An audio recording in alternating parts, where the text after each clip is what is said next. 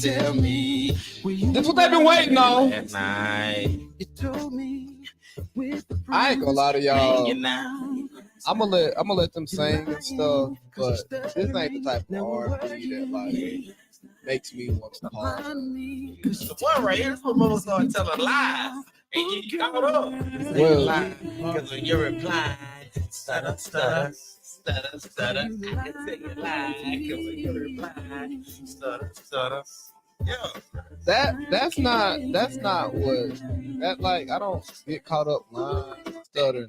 This is what I listen to when I want to pod.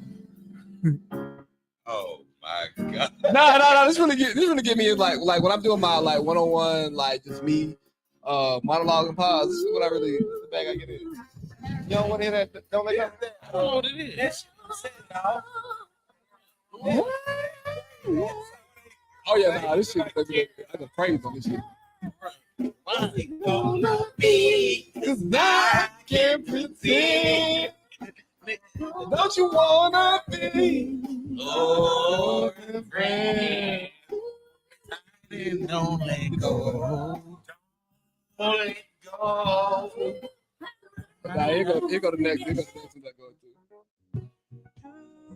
That's my shit now. Stevie ass. Stevie. Oh yeah, that's the best song. I know. So for debate, but my favorite song. No, like for real. Back in my day when I used to like sing R&B to women, like this was like the song I wouldn't sing to other girls because I was like, nah, this is only for like the woman I married. You, only you. That I'll be loving you always. Anyways, man, we done with this music stuff, man. It's time to do a podcast. Hey, well, hold on. I'm not the host. We going live, baby. What up? What up? It's the host with the most. It's Big V, man. We in the building. The vets. We back for week. Well, first, let me ask. This week 2 is the episode 1 or 2. It's or episode 1. Talk to me. It's episode 1, but it's the remix, baby. It's the remix. Yeah, it's the remix. Yeah. Take that. I like it. And this week, Drink a Choice. If y'all didn't remember last week, we started. Excuse me, let me not even go there. I don't want to jump there yet. I gotta introduce my co-host right beside me, the nastiest one. Dino, talk to him. What's happening? Look, it's gonna be a good one, but not a long one, because I got shit to do. Okay. All right, yeah. And to my other side, I got Leasty. What up, my guy? Ain't nobody never called me no leasty, nigga. I think I like Leasty. That's I'm kind of AC. cool. I used to call you X-rated AC. That's crazy. I'm never fucking calling you X-rated. Oh yeah. You called me freaky porno mouth. What are you talking about? Yeah, he did crazy shit that night. Look, we gotta say the drink of choice. Remember, we started that last week. The drink of choice tonight, brought to you by your man AC Ski. We gotta say is Ciroc pineapple. No. This nigga's a freak. Yeah, he's a big old freak. He's a freak of the weed. But look, like this ain't bad. It's just vodka, bro. And we know who used to sponsor it. So I instantly feel like I just dried up. I need some baby oil. well, here's my thoughts about it, right? And especially for me and you, Dean, it takes us back to a time in our life where we was running to get that filth of Ciroc. Yeah, for sure. And that takes us back to 10, 12, 13 years ago. See, were we old enough to drink? No, we were when Ciroc dropped. Yeah, I was drinking Ciroc my freshman year of college. What you talking about? Blue Dot, yeah. Okay. Yeah, Blue Dot. Yeah, Blue Dot. But this right here. Yeah. No. Yeah, And niggas really used to be waiting for the new Ciroc flavors to come out. Pause. I can remember waiting on that peach Ciroc to drop. Hey, but before V moves the show forward and introduce new topics, Dean, can you issue an apology to your listenership, your guests, your fandom? I was gonna go there. Because last week we had a pretty good episode, and both of us kind of, I ain't gonna say got out of pocket, because that's how we talk to each other when cameras aren't on, but we got a little bit out of hand, and we let a conversation go to a crazy level that you could have lost the substance of the conversation. Yeah. But out of respect for you and what we're trying to build here, we took that down. Appreciate that. Can you address your fandom and I thought we were gonna do this later in the show. No, hell no. The fandom's a response. Know why? Why the last pod ain't up? Well, tell you, as somebody that that try to do good things within this community of ours, it was some irresponsible stuff that I said. And shut the fuck up. That being one of them. But the conversation that we were having towards the end of that pod wasn't productive. All right, and we grown men, because it's a lot to learn from what we were talking about. So maybe not tonight, but at a later date, we'll reconvene with that conversation and figure out how we can make it more productive. Because at the end of the day, I should have, and that's why you got to watch that liquor. That's why you got to watch that liquor, because sometimes stuff can go awry. So kids, if you're gonna do it responsibly.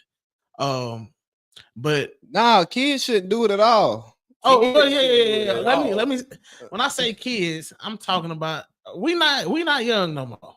Okay, all right. Jarvis James said we the youngest OGs in the game. We would be considered we almost middle aged. Okay, so but yeah, I asked for us to take it down because I got a responsibility to a lot of people to for conversation like that to make them productive. And that wasn't productive. And me personally, and I think Trev agreed that that ain't the way we wanted to start out the pod, because we are village vets, right? So we vets in the game. We ought to know how to have a conversation. And that's bad on my part. You know what I mean? You push the buttons. And here's what I'll tell you a little bit behind the scenes. I'm like all into manipulation in many parts of my life. And in a conversation, especially an entertaining conversation, I saw where my friend was getting hyped up, and I was doing this for y'all, so I was leaning into it and not really paying attention or caring about the substance of the conversation, because nigga, I'm trying to build a show, right? So it's important to do that. But hey, you know what? We disagreed about this. Well, I don't want to move on yet. No, I'm not moving on. No, I'm saying that like we disagreed about this. Me and V didn't want to take it down. And like when I woke up that morning, I looked at the numbers. I said, "Oh no, the numbers was crazy. I'm about to get a text about this." Speaking of which, hey, if you watching, man, make sure y'all go share it. Hey, y'all too, go ahead and share this on y'all page right now. All of that stuff.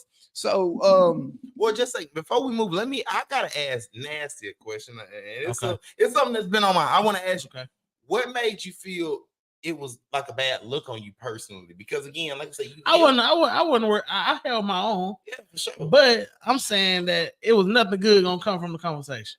All right. One, because we wasn't listening to each other. Wasn't nobody really going, I'm cussing, Lee cussing, he making me mad. You know what I mean? But I felt like, it wasn't a representation of what we trying to build, truthfully. And we were just podding, you know what I mean? But for this to last, it got to be some substance behind it. Mm-hmm. And then also we name dropped a few things, a few entities. And I didn't want my peers to see that and think,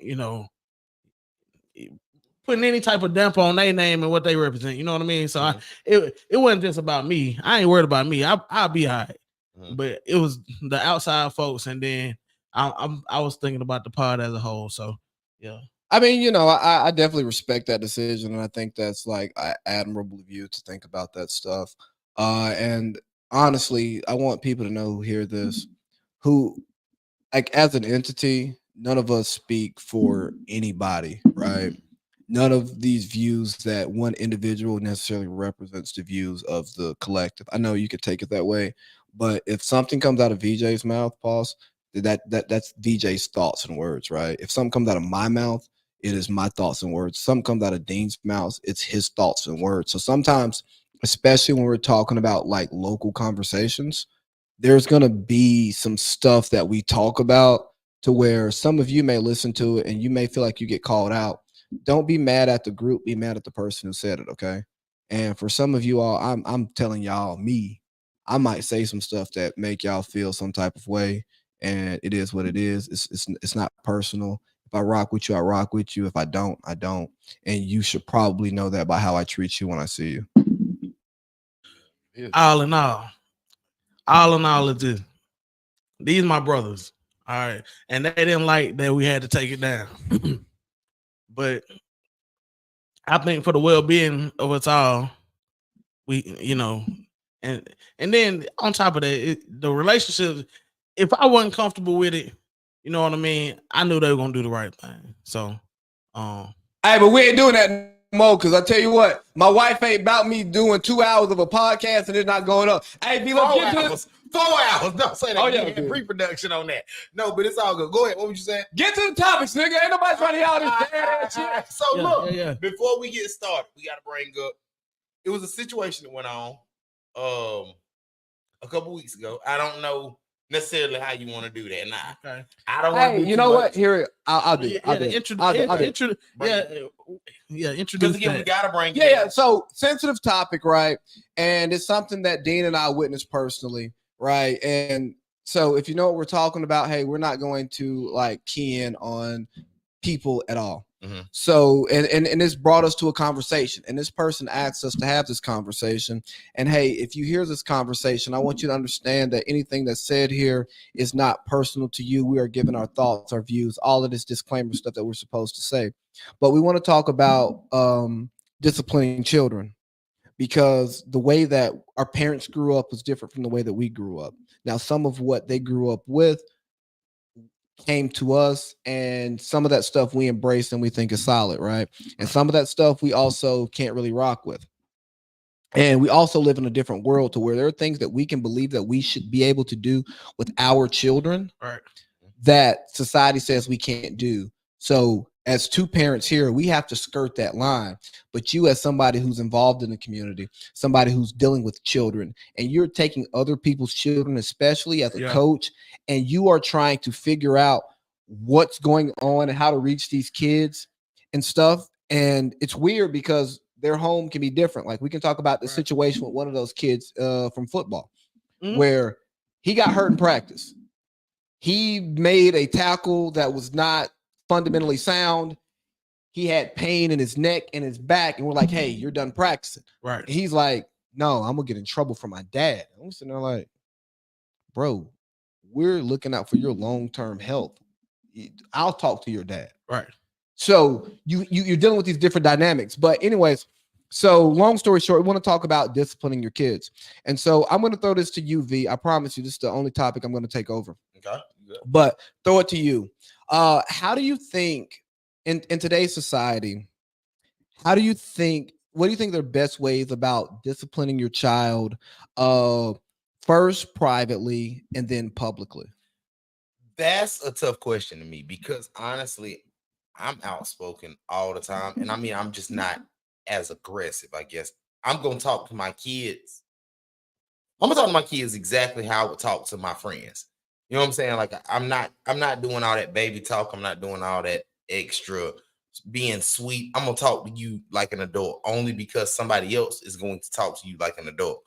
I may not be as hands-on to be physical, but I guess I'll still, for the most part, I'm a talker. That's the best way I can answer. That's the only way I can really answer that for the most part. What you got, dude? Oh no, I'm just, I can count on my hands how many whoopings I got in my life. What about but I was taught, huh? What about getting slapped across your mouth? Never. But my parents talked to me crazy though. Mm-hmm. So and y'all knew my daddy, he had a voice. Like he had this big voice. So that alone, and your daddy had I was having a solid conversation with your daddy one day. We down there in his office. Yeah. This is when he was working on the basement. He was telling us like the plans for the basement, what he was going to do. He got done talking and he was like, all right, now get the hell out of my face. I got shit to do. Like, damn, Dean, we was just kicking it. Yeah. And I didn't really come down here to talk to you. I came to pick up ties so we can hit the streets, but out of respect, I'm going to come and talk to you. For sure. And now you tell me get the hell out your face? Yeah. Yeah, I got it honest. But truthfully though, like the the physical part of it wasn't a part of my upbringing. When I did get my ass whooped, I deserved it. Right. So and that was twice in my life. So I can't really touch on the physical part. All I would say is this: it's a time and place for everything. Mm-hmm. And as somebody that I would tell people, I ain't got no kids, but I got about 50 of them. Mm-hmm. I don't coach that's probably about the number I'm at in my life where I don't coach enough football, basketball, baseball.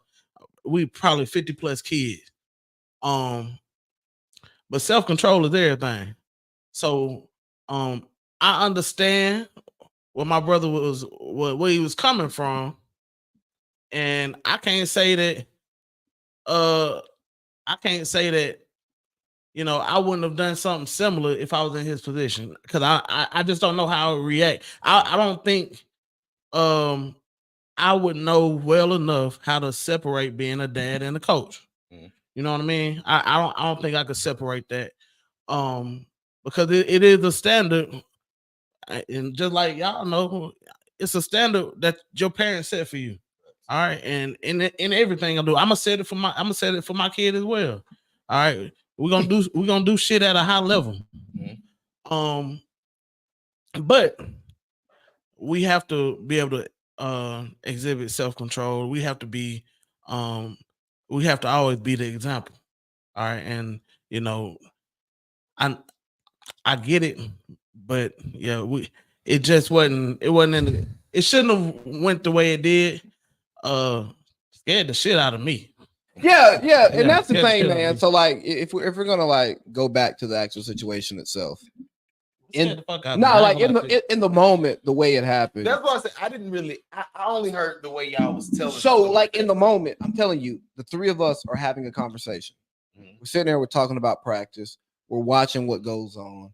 We're watching a inferior player dominate a superior player. Right. And then we're running the drill back. And you know how it go, man. When you gotta do open field tackling like the third, fourth time, now you mad. You pissed off. Yeah. Don't let me catch you. That's what happened. And I'm sitting there, I'm waiting for everything to clear up, and I'm about to send him to the fence because we blew the whistle. It was the second time in the practice to where he went after the whistle.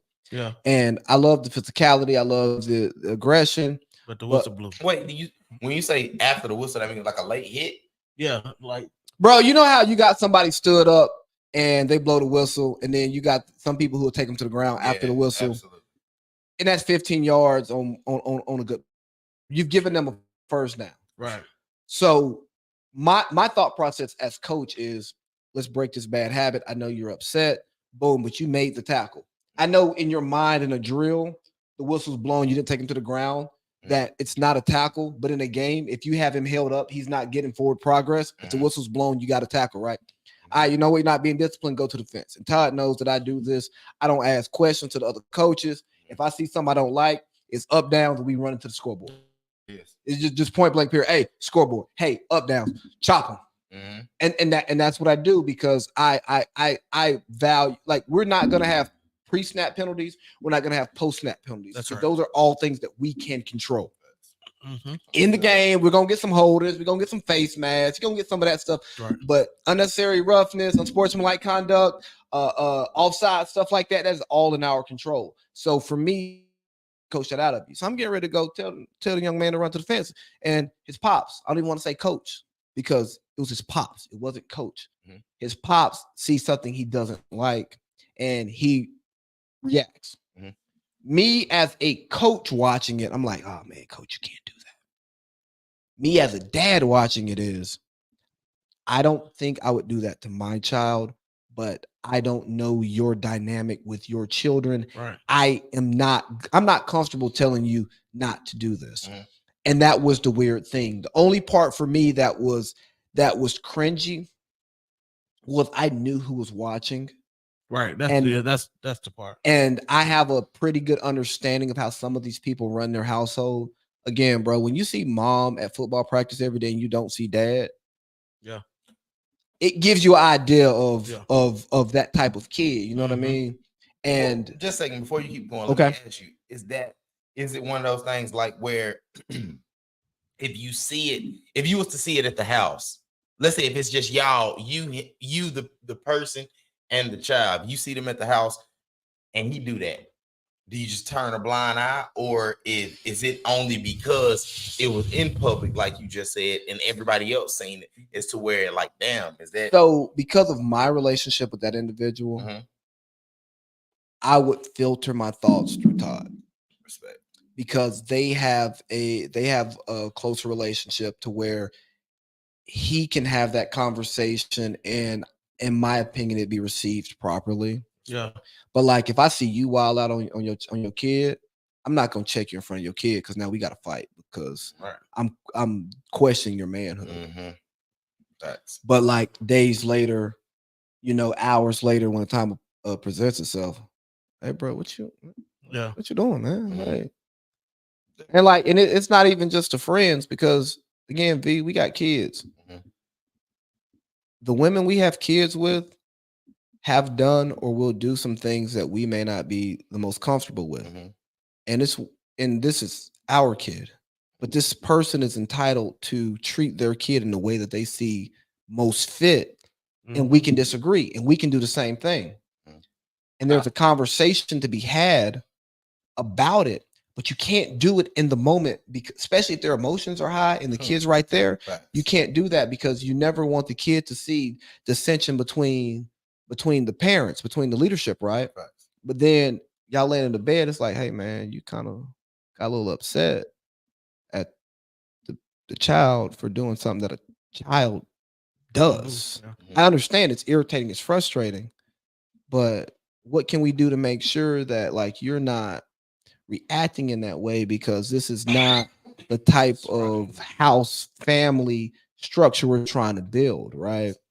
And I think that's the important thing. But I also think getting back to the situation is, cultures are different.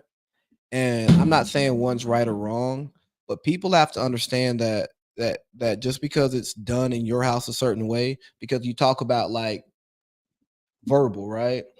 I dealt with verbal and a little bit of physical because I was raised by a woman. You know what I'm saying? Yeah, for sure. And then, at about 13, bro, my mama doesn't scare me anymore. I done been punched in my face by 14, 15-year-olds. You know what I'm saying? Like, your little whooping slap, but that don't hurt. Like it might hurt a little bit, but I'm eating that pause. You know what I'm saying? Like I'm good. So my mom had to be creative, whether it was verbal, whether it was, all right, yeah, no, you ain't driving to school today. You riding with me to school today, because my mom worked in my high school, right? So she take the keys, or hey, no texting. I'm not taking your phone. But when I check this bill, because you remember back in the day, the bill, all the people you've been texting, it's gonna pop up on the bill that come to the house. You better not be texting. I remember one time I text.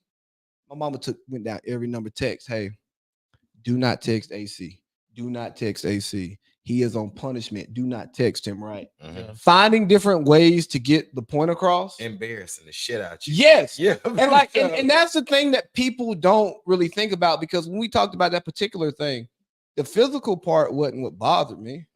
Nah. It was the embarrassment, because you gotta go to school with these people tomorrow and hear this.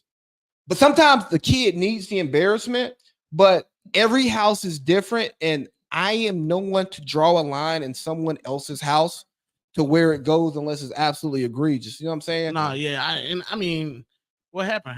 I mean, he was in full pass, bro. Yeah. Me personally, I wouldn't have done it. I can see how he got frustrated though. And I can see because the kid has all the potential in the world now. Can I ask you? I mean, he gonna be a hell of an athlete. Let me ask you, but in being realistic, would you have done it? No, so but that ain't. I'm not as passionate and as high spirited as this person though. Respect. You know what I mean? That ain't my personality. So of course I'm more like Lee. I would have looked at him and said, get up and you take your ass to that scoreboard or I would have just said, "Look at you, you lost again." You know what I mean? Get your ass to the back of the line, something like that. I got you.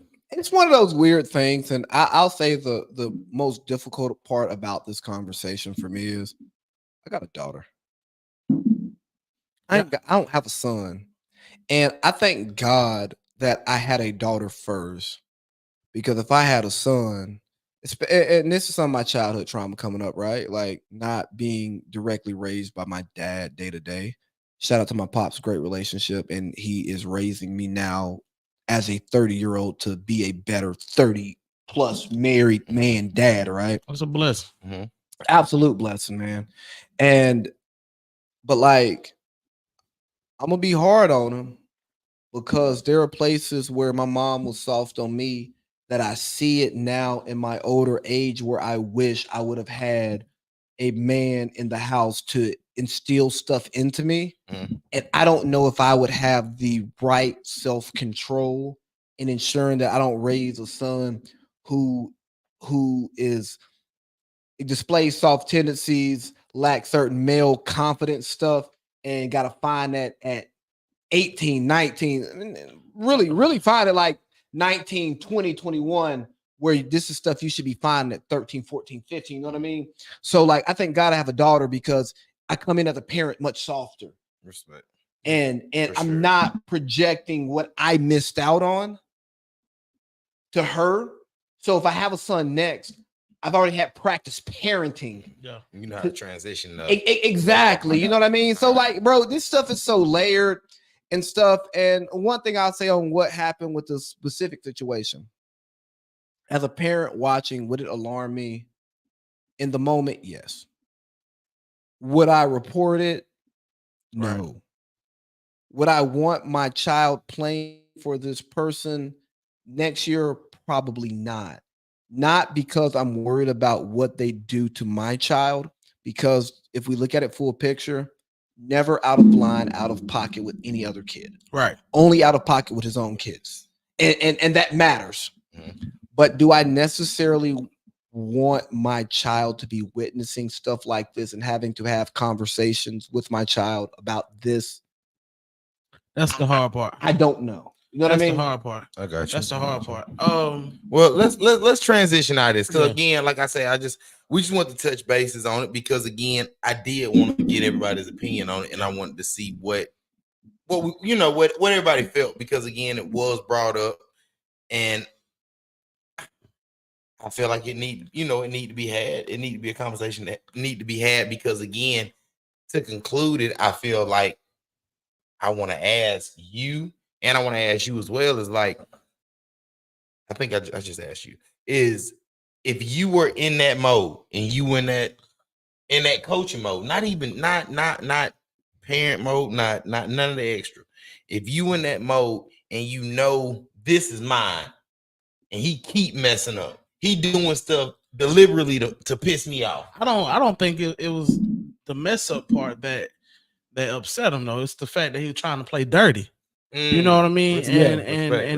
And it was really like, hey, bro, if you want to play dirty like this, and again, if you want to do this to him, I'm gonna show you what it feels like. It's real deal, like it's real deal man shit when you think about it. Like, hey, like, bro, we know how it is, dog. Like, if you get into a fight, right? If you fight somebody that's soft, you don't get no props for beating them up, right? But you can get beat up by somebody who we know got hands certified, everybody respect it, and everybody go, you got your ass whooped, but you ain't no punk. You know what I'm saying? Like, I ain't gonna say no names on here, but we know some people around here who were known to have hands, and we knew some people who got beat up by them. But you took that fight knowing that you probably was gonna lose. I respect that. But if you take that fight knowing that you're gonna win, you can pummel him. You know what I'm saying? You can look like Floyd before he turned into Pretty Boy Floyd, back when he was knocking niggas out. And that's the thing. That's like I said, I wouldn't have done it. It really ain't in my personality. But as far as like manhood and being the example of like, you can do this you can try to play dirty all you want to. All right. but I'm gonna show you what it really looked like. And that's all it was. Yeah. Between the father and the son. Now, like I said, that ain't my cup of tea. But do I know folks that grew up in environments like that? Of course. Yeah, I was raised by my mom. I'm passive of course. Okay. Well, look, let's transition. Let's transition it now. I want to go, and it was something I was going through Instagram the other day, and it was a question that was asked. Rick Ross specifically, he asked, if your woman can't cook, do you keep her? No. I'm gonna ask why. Because what if she got every other quality? Because she can't follow directions. So the other qualities don't matter if you can't follow directions. So like cooking's not difficult. Now, if you're talking about cooking off the top of your head from scratch, you just getting in there whipping up like I do. No, that takes skill. That takes time. That takes following directions a very long time, and then getting out there and like showing off your skills because you don't put the time in. And I say that because from when I can cook my ass off, but my mom taught me how to cook when I was 10. And it was follow the recipe or do it this way. Do this, do this, do this, do that. And then I got to a point to where it's like, Mom, you got me cooking. You ain't even at home, bro. I'm about to add some of this, some of that. And then she's like, oh man, that's good. Mm-hmm. And then, like, to my credit, my grandmama asked me to fry her pork chops. She don't fry me pork chops no more. Mm-hmm. When your grandmama asks you to fry your pork chops and you from where we from, nigga, that's goat shit. You got fire. Yeah, you know what I'm saying? Yeah, for sure. But like, let's not shout out to Ronald James. I do shit every time. You can fry my pork chops any day. Oh yeah, wow, that's crazy. Come on, Todd. But like it's one of those things where like I don't personally want to rock with a woman who can't cook because it speaks to a bigger picture of you not being able to like follow instructions. Not to say you can't follow my instructions, but like you can't be led because the recipe is gonna teach you and tell you exactly what you're supposed to do. And if you follow that recipe, it may not taste exactly like you think it's going to taste, but it's going to taste very close because those portions are put there. The time in which you're supposed to do each step is there. So no, I can't be with a woman who can't cook. Well, Nasty. Now, Nasty, I'm asking you. Can you be? You said I'm podding? I say, nigga, my wife can cook. I know, but I'm saying you potting because there you go. I'm saying you potting because I don't that breakdown. Of course, that may be true for some, but not all. And to say that somebody just because they can't cook, they don't know how to follow instructions is crazy. But I could, but I ain't. You know what I mean? Like. It's not a deal breaker. No, it's not a deal breaker. I mean, if she can do everything else, but that's what cook, I'm saying. Like, that's what I'm asking. What you think? She might be able to cook, but it ain't good, or she come from a different culture, right? Mm-hmm. Where it's not what I want, what I want to taste. To be well, like. that's different. But because I'm telling you, somebody who has a wife who comes from a different culture, like the other day, she was cooking some shit, and she was like, "You want some beans?" No. I don't want beans. Like I'm just keeping a buck with you. Like nigga, no, I don't want rice. I don't want beans. Why? Because I'm a nigga and I don't come from what that. They call that Hoppin' John. Where we from? not even rice and beans mixed. You know what I'm saying? Just rice and beans aside. So I'm like, no. I can't cap now. I mean, I just feel like me personally. You're dead.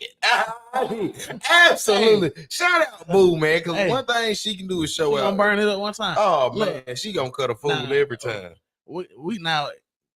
I'm one of the people where it's a solution for everything. So if you don't know how to cook, let's get you in a little class. Let's go sit you down at grandmama's house and you study and watch. Okay, because I need tea cakes. I need fried pork chops, biscuits, all that. From scratch, but here's the hard part, right? Here's the super hard part. You gotta also find a personality that's willing to like sit there and learn the way you want to learn, right? Because again, I cook. I don't need a woman to cook for me because how many days out of the week do you cook dinner outside of your wife? Right now? Yeah. I don't cook dinner. But that's because my wife ain't working right now. We just moved for a job. Mm-hmm. But when we both were working, I cooked dinner 75 to 80% of the time. Now, So that mean that just thinking Okay. So that mean that's 7 day week. That mean that's 5 days out the week. Yeah. So I know a gentleman who's been married 20 plus years, and his wife only cooks 1 day a week. He cooked the other 6. Is that by choice or is it because she can't cook? I'm not gonna answer that. I don't know. I want to know till again. My thing. Do we know who you're talking about? Huh? Do we know who you're talking about? Yeah. Can you put in the group? Hold on, yeah. You can just send it to the group with us three. You ain't got to send it to the big group. Yeah. Hey, Rue and Shaw, we got a group text without y'all. Busters. but like, so for me, a lot of times I cook because I really like the way that my food tastes. No, not to like my wife's cooking because I like the way her food tastes. But like when I be getting in my bag, so it's not about the wife the woman have to provide the meal. No, I can do all that shit. I can work full time. They're gonna be good. Yeah. But no, man. If you can't cook, like, because cooking is a valuable life skill, and as a parent, because when you think about like being a parent and picking a partner, and when we get older and we picking partners, right? It's not just about what aligns with you. It's go like, yo, it's partners. It's like I'm poly. It's like I'm not. I'm married. It's I'm speaking for me. It's poly over here. It's like, yo, do you like? Are you a good mom? You know what I'm saying? Yeah, not just a good partner. And cooking is a life skill. Like, you live by yourself. Yeah, you yourself. Mm-hmm. Y'all know them weeks when you get super busy and you eat out, and then you look at your bank account and you be like, stupid. God damn, I done blew $300 that I wasn't supposed to spend this week because I went out to eat. And while I went out to eat, I ordered a drink. Then I ordered another one. Then I got drunk and I drunk plenty more. Yeah, or I done went to El Dorado because I wanted something to eat, and I ran into so-and-so over there. So then we took some shots and boom, boom, boom. Now I'm getting home late. I'm tired. I'm hungover. All this extra shit that comes with like not cooking at home. Right. So no, bro, cooking is a valuable life skill that's not gender specific. So I can't align myself with somebody who is not embodying important life skills. Okay, that's just what I was saying. I just feel like at this point, who said that? Who Rick said? Ross. Well, of course he can't deal with nobody who can't cook. And I feel like, oh my God, I drove by his house the other week. I drive past it once a week. Oh my God. You didn't know that. I drive past that motherfucker once a week. Man. I was like, man, I want to jump the fence. No, you better not. Georgia State Patrol is there every day. I wasn't going. I'm just saying it just looked so nice. I want to feel that nice luscious grass. And I saw his stables over there, you know what I'm saying, with his livestock, so he gets his tax write-offs. And I'm like, man, ain't no way in here his fat ass cutting his grass. Think about this though. Back in the day, you could ride by when Holyfield owned it. And he'll be on the riding lawnmower. Big country. I mean, it's saving money. And then, like, as a man, bro, I'm gonna be real with y'all, because I got some of these old school toxic man traits. I work construction. He like to cut grass, y'all. I don't want nobody cutting my grass. Hey, ain't nobody cutting my grass. I am a believer. I'm gonna pay somebody to cut my shit. The crazy part, I'm one of those guys. You don't change your own tire. I really, really understand why Stanley was so for real about his grass. Like, the reason why, why Stanley took for real, why nobody stepping on Craig, y'all don't even play over here. Y'all play on your side. Don't touch my man. Listen. And I'm telling you, like when I was selling my house down in Albany, right? So I actually got serious about my grass. Like, because I got dogs, man. They niggas piss all over the yard. So I'm like hitting the patches, getting that fresh grass growing, watering my grass every day. Shout out to you, Cindy, baby, I love you. But like them first couple weeks when I was up here and going back, grass wasn't getting watered every day and shit. And I'm looking at my lawn, and you can just see how your lawn ain't looking like it's supposed to look. And then you cutting it, and you get done, and you look at it, you go, no, see, that's supposed to be. Nah, I'm with Stanley. I am. Shout out to Cooler Landscaping. Y'all keep my shit tight, man. I appreciate y'all. Yeah, appreciate y'all. Let's shake Next topic on this, man, I gotta say, everybody know me and they know how I feel. They really know all of us. So it's like, I gotta ask everybody opinion. Did we look like dog shit today in Atlanta? I mean, last Sunday in Atlanta, man. Like it's Are we talking about sports? Yes, I don't come on the show to talk about sports. I do though. I don't want to talk about sports. I gotta talk about the Falcons. I don't give a We damn. ain't talking about no sports. We talking about the Falcons. I don't give a damn about Well, I am. You ain't gotta even be here. I'm gonna say we look terrible. We had a bunch of stuff we could have worked on. I feel we could have did a bunch of stuff different. Geno Smith got down on us. Geno didn't do shit, and he looked terrible. And we look awful. You saying he ugly? Yeah. No, he looked like a turtle. I'm saying AJ was terrible. AJ Terrell. Hold on. We knew when AJ Terrell had to see DK Metcalf, nigga, is lights out, man. I just wasn't expecting that though. I mean, I get it. DK is his kryptonite sometimes, but it's like it's a new year. DK not like that. Nah, but for AJ he is, because DK is 6'5" and 235 and physical. Like AJ, his little skill work ain't got nothing for that. Right. I don't like this. Too big, too fast, too strong, man. I don't like it. But no, I think the Falcons were due for a loss. Like I talked about with Parlay Pete earlier on the AC Lee and Parlay Pete podcast. Make sure y'all go check that out. We were due for a loss. They had lost 3 straight games. They were due for a win. We lost by 20, but if you were at the game, you watched the game. The last 3 drives were turnovers. It was kind of desperation time. It was that wild ass sack fumble that was kind of fluky. They beat us by 10. They beat us by a solid 10. All right, yeah, let's move the fuck on, because I don't want to talk about this. Did you even watch the game? Obviously, look. No, he didn't. I was supposed to be at the game. You're always supposed to be doing something. Shout out to Pat. I had a little emergency that morning, but cuz I'll make it up. Man, damn all that. You always supposed to be doing something. Well, I'm gonna go ahead and tell you, if you wasn't up in the box, man, you ain't want to be there, because me and V was cooking. We said, "Oh man, it's too hot down here. We gotta go." Bro, we sitting in the spot, and it's like the sun was cooking the whole time. It's like the sun was right there. It was like we was right. Oh God, I like this. Yeah, no, I hate when the roof is open. It was awful. It was awful. But hold on. Shout out to Tim, aka No, shout out Khalid too, my boy. Shout out to Khalid. Shout out my boy, man. Hey, they had the steak, them collars, Nigga, oh man, nigga sleep out there before the game get started. And then after the game, boy, they had the ribs. So shout out to them, because the tailgate. Yeah, tailgate was crazy this week. Yeah. And you know what, man? V, we had a good time at Reverb. Reverb was dope. Oh, that's the new spot. And wait, I gotta say this out loud. South, Silver, I put in a word for you. You already know what we talking about. I ain't gotta bring it out loud. South, I shouted it out for you. We gonna put it in the works, man. We definitely in the works. Go ahead, my fault. South, I don't remember what he talking about, but I remember we talked about it, and I'm okay with it. Reverb. I don't know. Reverb in the. Man, that is. I'm gonna talk about so it's the Hard Rock bar that's like right there. The one right beside the stadium. Right beside the stadium. It's the Hard Rock. So we, instead of going to 10, we went to Reverb instead. Now the service at Reverb is not as good as the service at 10. Right. Well, of course not. Obviously for other reasons. I mean, yeah, you know what I'm saying? But the the environment itself being there, no, it was a great motherfucking time in there. Okay.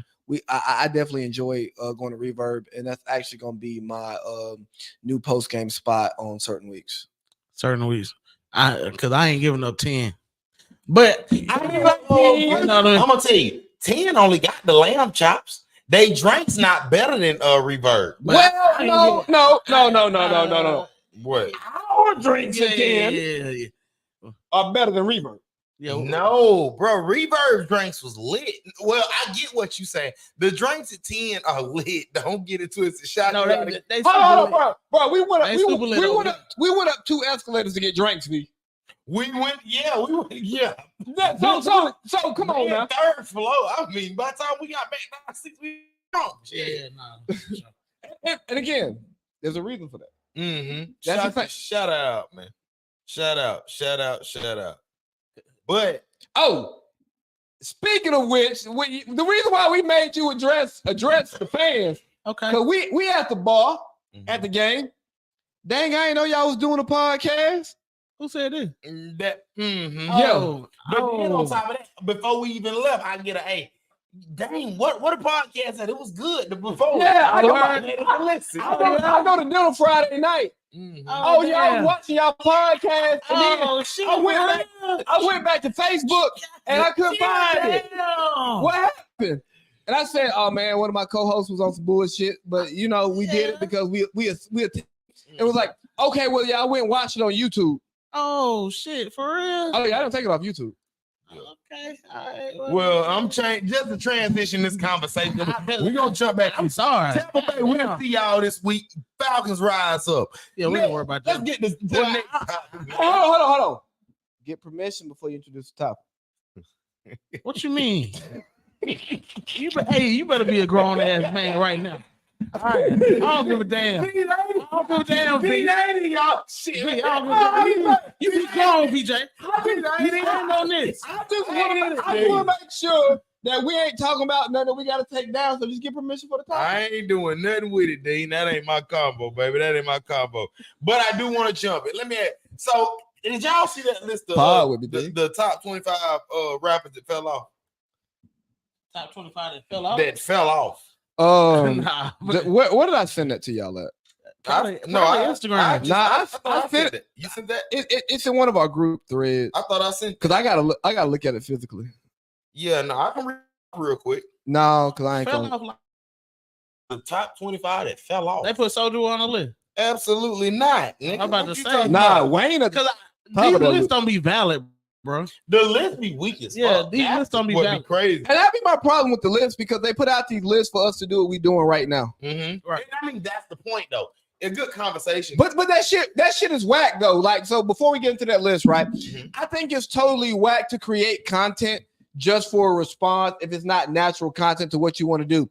Just like I also think it's whack. Shout out to that nigga on TikTok who clipped up my video and wanted to respond to me about the WNBA. I'll get to you later, nigga. But what you gonna do? Fight the nigga? No.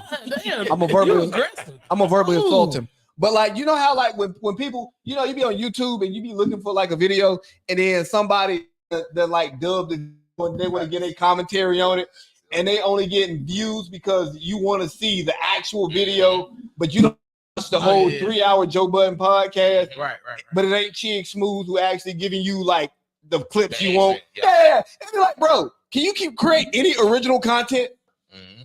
You can respond to the shit they talking about, but can you at least like create original content? Hold on. Before we get to, I'm all over the place. How are we gonna have a liquor for the show, and this man over here pouring secret cups back to? I don't like no. Wait I'm done. Though. I don't like no. We got to show them what you drink. Silver. Come on now. We ain't got a sponsorship deal yet, but we for it. You know what I mean? Daniel like Silver. Shout out to Unc from Memphis, man. We ain't gonna have pop. We got the whole thing. Daniel like Silver. I ain't gonna tell you no lie. All right, I'm done talking about what I was talking about. Back. Get us back on. Oh yeah. Come on, Envy. So Trev, he was supposed to be here tonight. But shout out. Oh, that list. I wanted Shaw to come back and I wanted him to actually give me his opinion. I'm gonna read off the top 25. I'm starting with 25 to 1. Number 25 is Fabio Ford. That nigga was never old enough to have fallen off enough. Nah, I'm not gonna say that. No, he had like 2 songs. Fabio was killing New York. I listened to 2 songs. New York City. And number 25. And number 25, we had Fabio Ford. Number 24, we had Montana for 300. He was doing all the freestyles in Chicago. Next. Y'all niggas. No, next. No, next. Number 23 is the one that pissed me off. Shout out my boy Swag. Me and him, we rock out the Ice World Vizzo hard. Oh yeah. Detroit. Money phones. I don't like money that. Phones. Yeah. Next, Lil TJ should have been there. Well, he got legal shit. Yeah, Lil TJ, he that New York nigga. He got the always singing that. Next. If it ain't. Okay, number 21, ESTG. He shouldn't be there. That's my guy. Nah, he should not. Number 20, Lil Wayne. Crazy. Lil Wayne. Get him off. Wayne can never be on no list. I don't give a damn what y'all say. Well, he hasn't fallen off because the last song he did with DJ Premier if you go listen to that verse, if you call that a fall off, nigga, you ain't had a career. Was that the one when he was what the was he was talking? Who he just kept going on? Hold on, man. I'm gonna play it, man. Okay, give me one. Look, now 30 seconds of that verse. Yeah, we ain't gotta do the whole 30. I just need a quick. No, yeah, I just want to find it real quick. Yeah. Just a quick little tension. What's my guy name from Chicago? Corday. Corday. He got about 2-3 Corday. Yeah, Corday. Corday just go crazy. Hold on, why are we not Bluetooth though? Which one is that? We ain't got time for technical difficulties. I don't know. No. I'm not Bluetoothing properly right now. So it's all good. So I'm moving on. Yeah, at number 19, we got Cardi B. She shouldn't be there. She ain't made it. Yeah, she don't make music. She ain't gotta make music. When you got a fan base like that, she got a classic album. That's what I'm saying. That's the point. You don't put once on you get a classic album, you can't only been here 3-4 years. Man, we can't do that. No. She a classic. Bro, that was 2018. A classic. No, I'm not saying Cardi B fell off because she's not putting out music at a high enough clip to say she fell off. And her star status is so big that like that shit don't matter. No, nigga, Cardi ain't fell off because Cardi ain't got to make music. That's what I'm saying. We can't put Cardi in that fall off. She got to deal with Offset. So Offset taking her through it, but she probably drinking liquor right now. Yeah, she should. Number 18, we got Quavo. Which Quavo, I don't think he should be there either because at the end of the day, he's still Amigo. 17, we got 2 Chainz. I don't know about him. No, because he's also older, bro, and like he's a vet, and he's not focused on rap in that same way. Like he got other means of income. This one right here, this one the one that pissed me off the most. Gucci Mane, 16. He should never be on the list. Gucci is like Wayne, Gucci. These niggas are like legacies. So like when they give us music, it's a blessing. They legend. But the thing is, we can't even put Gucci on there because anytime we put Gucci on there, you gotta put Pooh Shiesty. You gotta put the the Fugianos. You gotta put all of them because that's 10-17. Gucci said to T.I., what kind of king go to birthday bash in the middle of the summer in the fucking leather pants? That's fact. Number 15. And number 15, we got Bobby Shmurda. Number 14, A Boogie with the hoodie. I know he was never on to me. Pause. At number 13, we got 4-2 Dub. We got at number 12, we got G Herbo. He should be at 25. I don't care. He's trash. At number 11, we got Kodak Black. Number 10, we hold on. How Yak fell off and he was just on that? He was on that album for that nigga movie where Jay-Z had that stupid verse that we hated. And he went crazy on that shit. Like, man, stop it. And no flock can still go crazy anywhere you play it. Stop. Anywhere. And he was just on that album a year ago, and he dropped like 2 albums. And I feel like personally, these next 3 shouldn't be on there. I said Kodak Black. At number 10, I got the Moneybag Yo. He should definitely not be on there. At number 9, I don't give a damn what none of y'all say about it. Gunna shouldn't be nowhere near this list. Well, let me say something. Hold on. The list ain't never valid. This Gunna list. Man, that when Gunna man, please. That last one he dropped. Come on, man. Gunna shouldn't be nowhere near this list. Throw the whole list away. Number 8, we got Ice Spice. At number we don't 7, care about that. Nah, she was At number 7, we got Lil Baby. In number 6, but what you think about Lil Baby? That's right. Lil Baby think should be there? Nah, he done fell off since COVID. I'm not gonna. It's just he ain't got to drop nothing. But nah, he dropped that one. He losing momentum though. Yeah. Nah. But the thing is, when you ain't losing momentum, when you got what's my boy the what's James Philly's homeboy? No, damn James. What's the Philly's owner? I get what you're saying. He getting so much money. You talk like financially. I'm not. We in a different bracket. I'm saying, but like when it comes to music and his age and the amount of music that he's put out, he belongs on that list. But let me say this because it might be a different time now. Back when we was a little bit younger, it might have to be that way. But if you ever been to Lil Babies and Friends, you understand. That's what you understand how big like. I saw Chris Brown. We went to Baby Drake last year. Future. All Lil Babies and Friends. No, but hold on. Keith Sweat came to Lil. I'm with you. But industry love and relationships does not necessarily speak to how the people receive it, because you think about Wale. Wale is well respected in the industry. Niggas fuck with Wale. Niggas fuck with Wale's pen. If you like rap music, you can't sit here and tell me that Wale can't rap. Was Wale ever Biggest Baby? No, but the point that I'm making is Wale has that inside respect between those who do it, but it does not always resonate outside of it. Shout out Shaw, he in the building, y'all. And I think that I was supposed to send him the link, wasn't I? Yeah, that's all good. But I think for like Lil Baby, he don't have album after album after album to now where he's low key quiet. So like what he does for Lil Baby and Friends, no knock to that, because I've been to Lil Baby and Friends. I took a nap and I was fucked up, not because it wasn't fire. No, it was a dope ass concert. That shit was jumping top to bottom. But no, so like just because he can pull off that great show also in Atlanta, niggas would love a reason to come to Atlanta, right? Like for work and not have to explain it to their wives. Right. That's not a reflection of who he is, because he's also at home. Okay. But I get what y'all like, and this ain't me shit on Baby, because I'm a Lil Baby fan. Well, I'm gonna say I'm still saying Baby is not supposed to be on this list, y'all. Baby, he watched Drake in that song. Do you hear me? Now, number 6, I'm not. I think his ass should have been on number 1. Meek Mill. Oh God! Meek Mill should have been number 1. A long time ago. Meek Mill should have been on 1, man. But then number 5, I don't like that again, because NBA YoungBoy ain't never falling off. As long as YouTube is up, this nigga ain't never falling off. That man throws. Come on, bro. But the kid love him.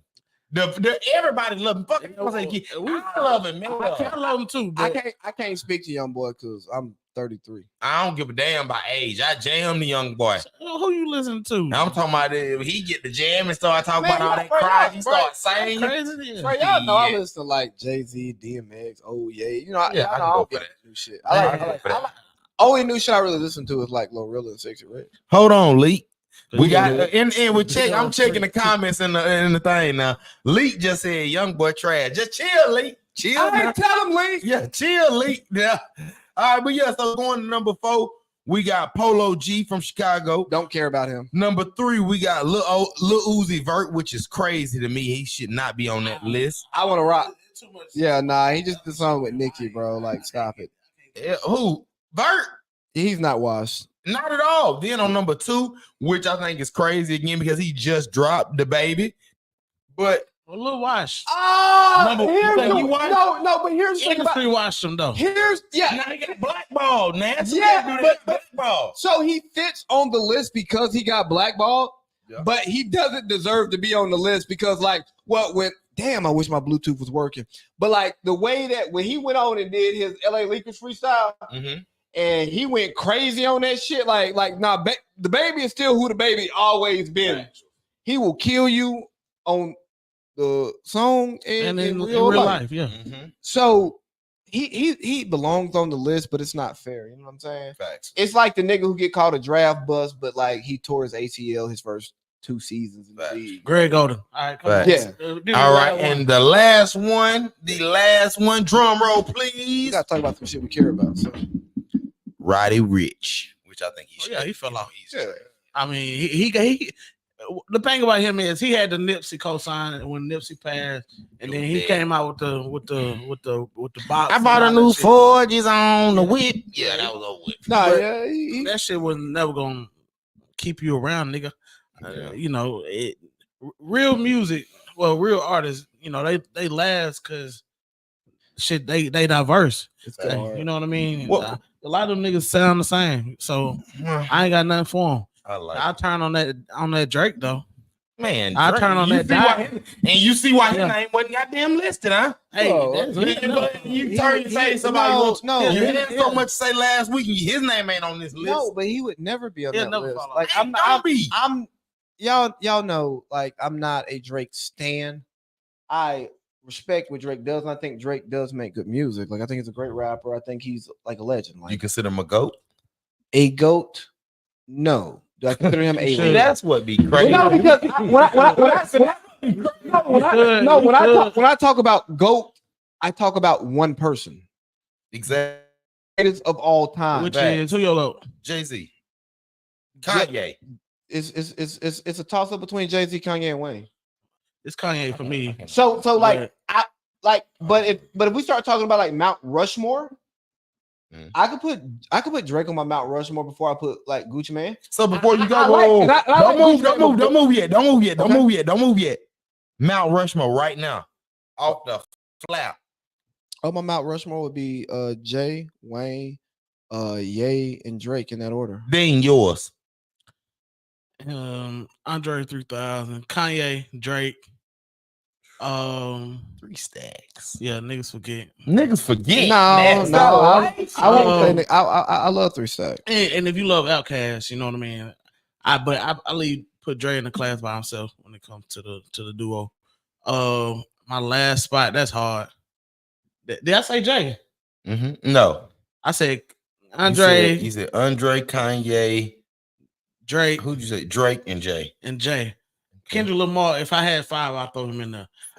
And look, I'm as big of a I'm a huge Drake fan, but I'm a huge Dot fan too. Which one do you ride for harder? Which one do I ride for harder? Probably Drizzy, because I think his catalogs get better with time. So he don't drop more music. Because you can go to For All My Dogs. Like I listened to that shit the other day. It's awesome. Why would you? I don't like you left a name off that just make me ready to flip the whole table over.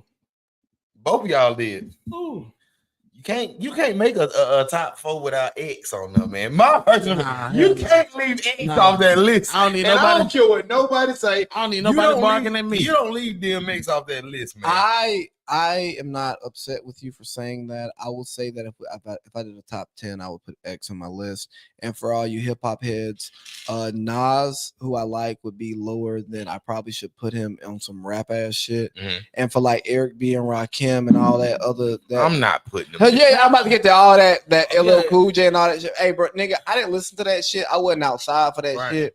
And I think one thing about music, and we talk about like music arguments and stuff, you got to speak to the music that you were like outside for. Come on. Because it hit different. You know what I'm saying? Like I can go back and listen to some old Nas and I can go like, oh, that shit ride. But I didn't know the feeling of when that came out. But I know the feeling of when 3 Stacks hopped on the Walk It Out remix. You know what I'm saying? Like, come on now. Like I know when Wayne dropped the Drought 3. I remember when Wayne dropped Dedication 2. I remember when Wayne dropped goddamn No Ceiling. You know what I'm saying? I remember when we was in graduating from high school waiting for My Beautiful Dark Twisted Fantasy to drop. You know what I'm saying? Like the artists I speak to, I was outside when that shit dropped. Like I speak highly of like a nigga like Future, who is in my top 10 because I was in Atlanta when Future became Future. And it's like, whoa, this shit different. Cause I'm talking to this nigga in Nashville, and he telling me about Gotti and Starlito, Gotti's Head, Zilla, all that shit. I'm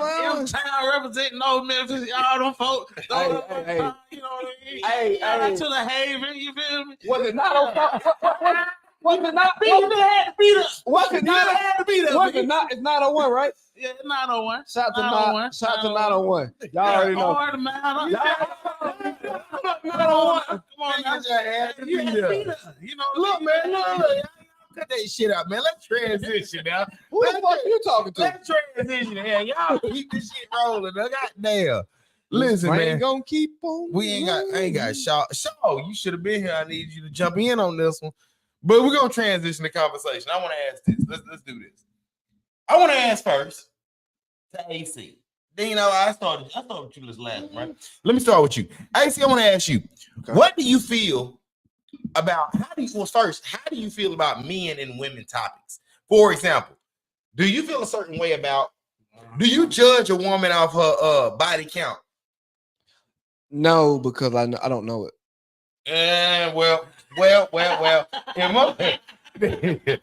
me ask you, if you go and you ask motherfucker and you say, hey, I don't know what you done been with. I don't ask that question. Okay. I don't ask about body counts. I'm not out here going through phones. I ain't doing like a lot like shit like that to where like you can find that information or be privy to that. I don't ask. I don't put myself in those situations, so I can't even like fake pod speak to you about that stuff. But here's what I can tell you. about men and women's conversations. I think it's absolutely. I think it's y'all absolutely. watch this, y'all. Watch this. I think it's absolutely fucking stupid when I like get on Twitter or I like get on Instagram and like the Shade Room, who's ran by women and gay men, and the Spiritual Word that's ran by women and gay men, and they talk about men shouldn't speak on women's business, and I go, well, why the fuck not? Stephen A gets to talk about sports. Mm-hmm. He's not Aaron Rodgers. Jerry Springer get to talk about drama. Yeah. So yeah, But yeah, so like, here's the thing. I can't tell you how to conduct yourself in a given situation, but what I can do is tell you how the way you move in the situation, how I respond to it. And I'm entitled to tell you that. You don't have to listen. You don't have to follow. But I can speak on it, just like you can speak on stuff that I do. You can tell me I'm moving crazy. You can tell me I'm disrespectful. You can tell me that ain't how to do. You can tell me that. Mm-hmm. So like this whole idea is like men need to stay out of women's business. Y'all need to be talking about that. Well, hey, a lot of y'all women want men. So like when we comment on the shit that y'all be doing, we trying to put y'all on game on what to do that like appeals to us. Yeah, you didn't get a folks with. I thought it was gonna be way more ignorant. No, bro. Like I'm call somebody stupid. Anything. Why would you think I would do something like that? That's not even in your blood, boy. That's not my character, man. I don't call people stupid. I don't speak poorly on people. Like, what's the question? Can women speak on? Can men speak in women's business? About men speaking on women's topics? I mean, I think we all got an opinion. Okay. So of course, it's gonna be times where we dibble and dabble in the other gender space. You know what I mean? The main thing is kind of keeping that what it is, an opinion. You know what I mean? And whether they take heed to the no, them women don't fucking listen. See, that's more what I thought was. They don't fucking listen. They gonna say, how you gonna tell me how to be a woman? I'm telling you how to be a woman. I'm telling you how to be a woman that a nigga I like.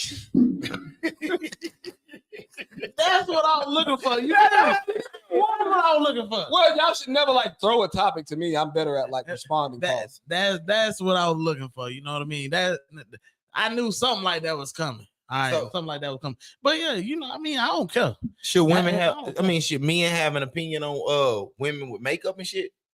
Yeah, you should. I gotta lay next to your motherfucking ass. I gotta see you without it. So yeah, you fucking right. I should have. What you think? You have to talk to me. No.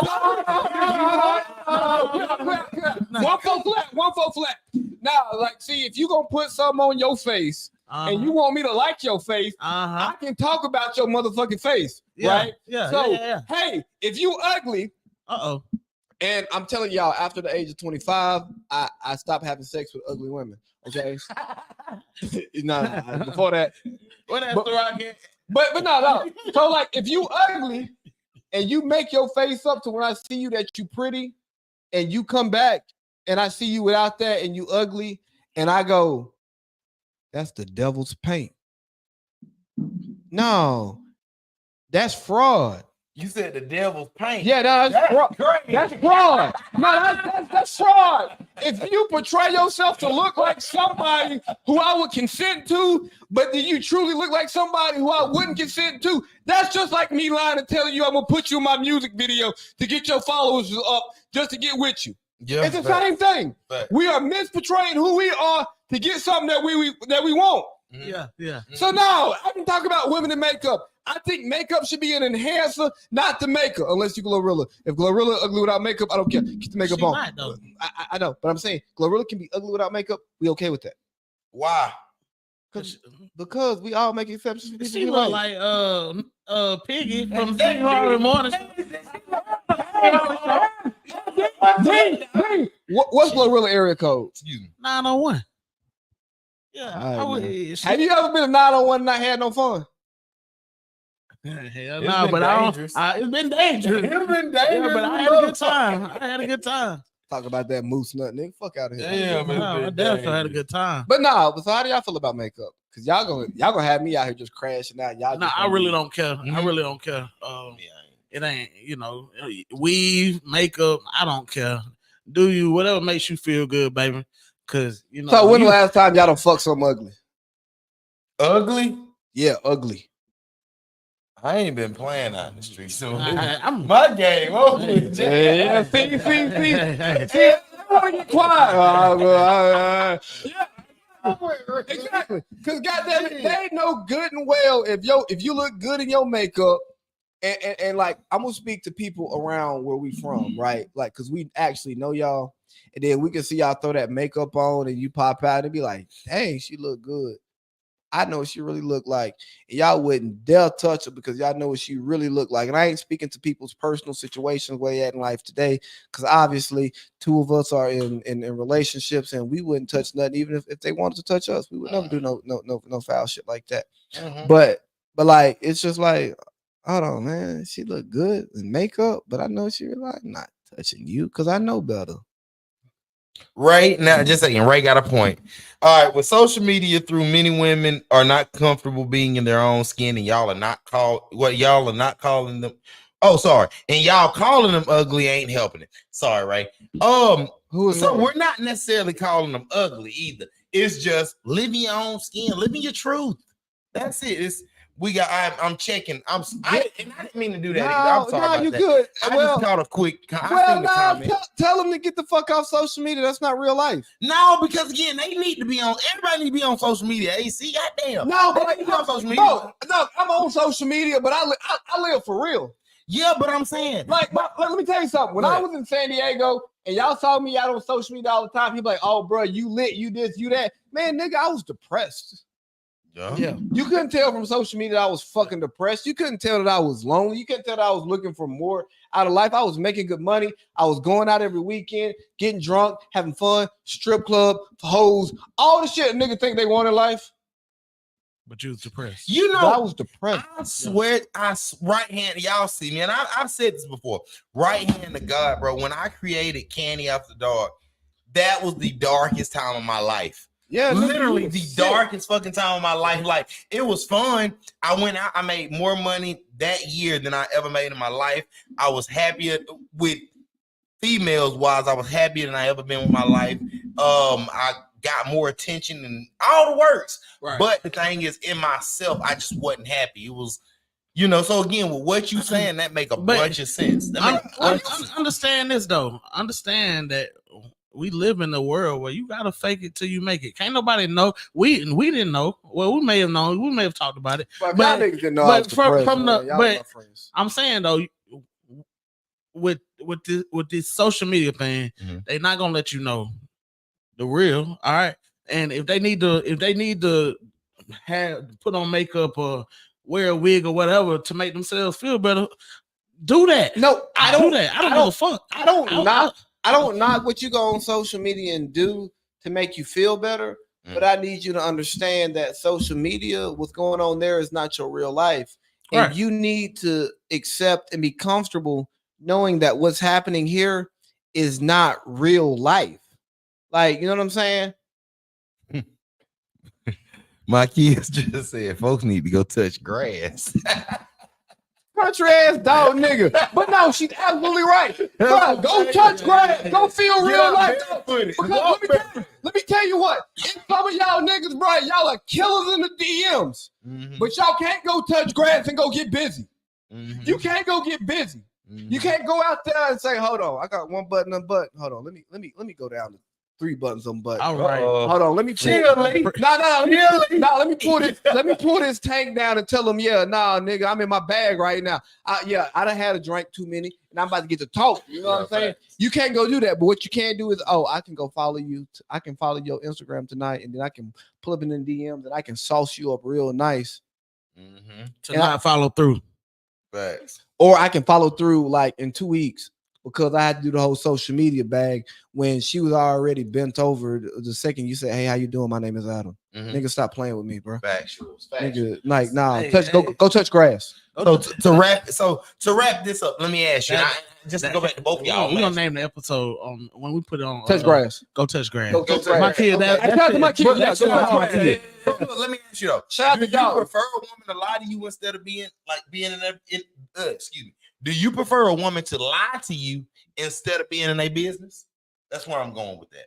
Nah, I'm too old to be lied to now. I'm gonna tell you, because I ain't You single.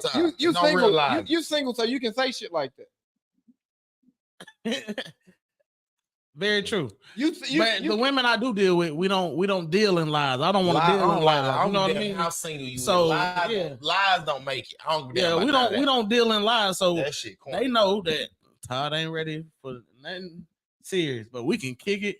God damn it, we can have fun. I got somebody waiting at the house right now. What time is it? I don't. And we're gonna kick it, watch a movie, all that. But I don't think they all don't think you can be serious. Mm-hmm. I'm gonna leave it though. Well, I mean that's the thing. Just say, hey, let me jump back. I'm gonna jump. You know, look on me, and I'm go. Yeah, don't give me 2 seconds. God damn, boy. Like I can't just pull topics out my ass to have a conversation. But no, somebody said, tell them what it is up front and let them decide. I agree. Yeah, absolutely. I don't deal in lies. Shit, not at this age. You should enter a situation where you tell everything that is up front and you go from there. But I would tell you that you can give the real up front, and then people can fall in love with everything else. And then what you talked about up front, and you said, hey, this is what it looks like. They can fall in love with a facade of who you are. Right. And then you still got to go home and deal with that. So like when I be talking about, you single, so you can say I don't deal in lies. No, I'm not saying you should deal in lies. And I'm not saying that I personally deal in lies.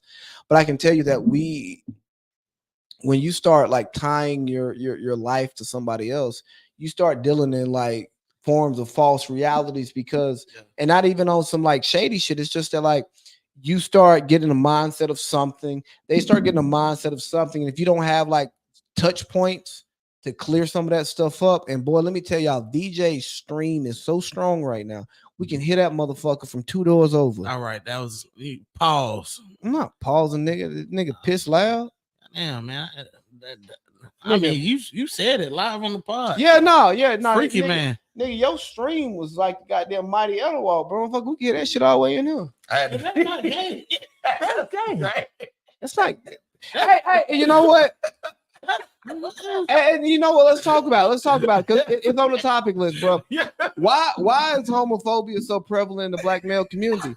Like, how come somebody just can't say something that like you obviously know that person's not gay, and then it's a problem? And 2, even if they are gay, why is that a problem? Right. It's not a problem, brother. It's just part of because we've been doing that since we was in high school. Okay, you know what I mean? Like, it's some shit we did in high school we wouldn't do now. Yeah. I'm just saying, man. I didn't mean to have it loud. Stop. I had to piss real bad. It was a liquor. Yeah. What's wrong with him? And then he went up into that topic. Don't try to make me. You the one did it, funny man. Yeah. No, not Terry. No shit. Me. Like, I told y'all I don't deal in lies. I don't deal in secrets either. You need to tell me. I will tell you. I do not have a desire. Oh man, yo, to suck a dick. Oh God, I do not have a desire to take a dick, and I do not desire to feed a dick to anything with a dick. Okay. Man, listen, y'all making me stress and sweat. Listen, see, I'm telling y'all that homophobia, the homophobia in black culture, bro, exists.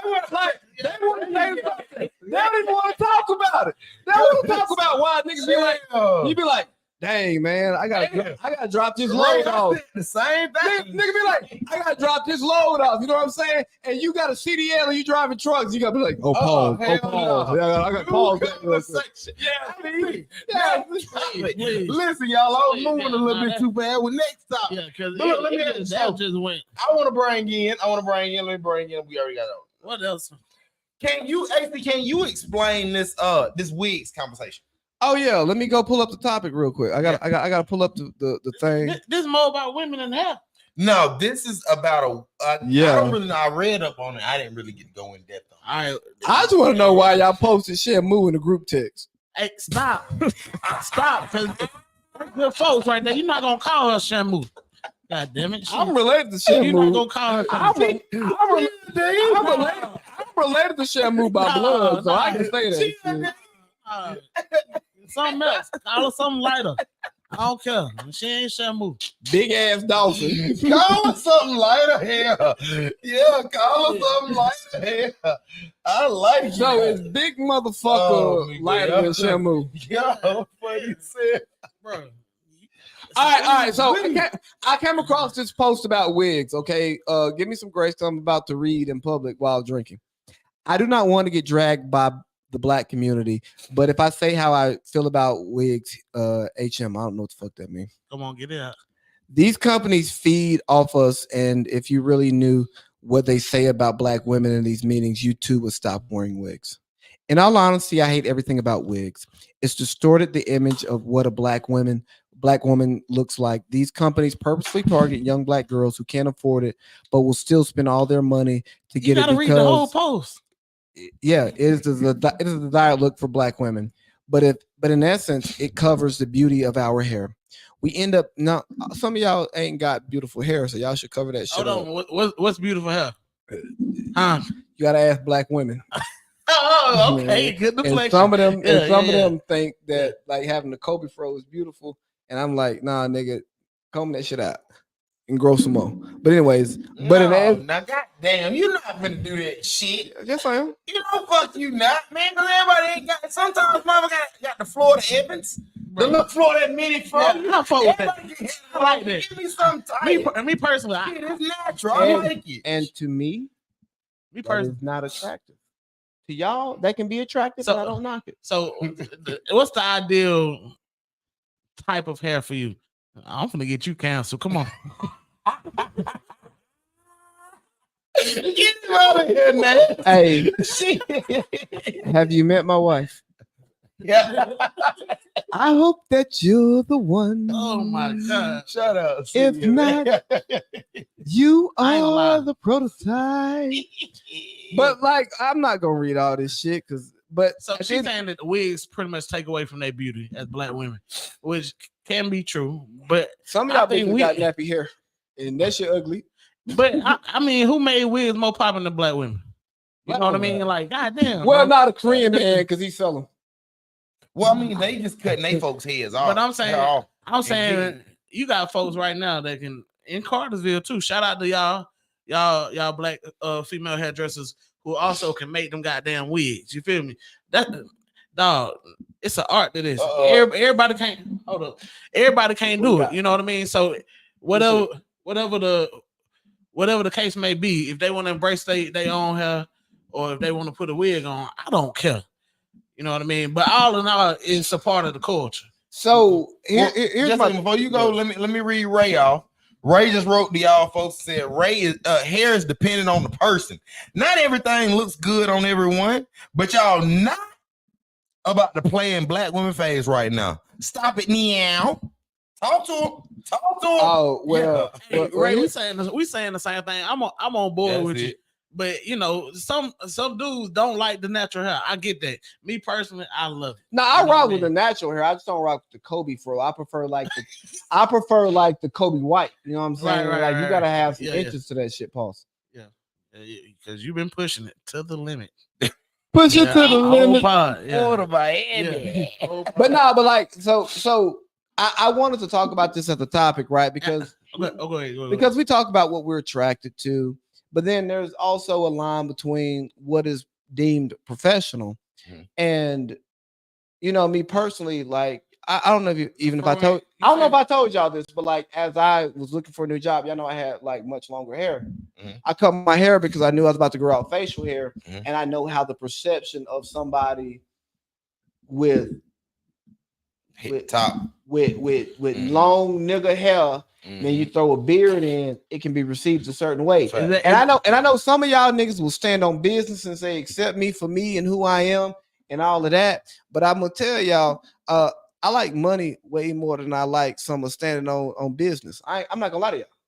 Yeah, well, you know, that's a white beauty standard that they set for you. You know what I mean? So, And I get paid by a white man. No, I get that. I get that. I do think we kind of passed that point. With that, with those white standards for our own hair within the work setting, I kind of think we passed that.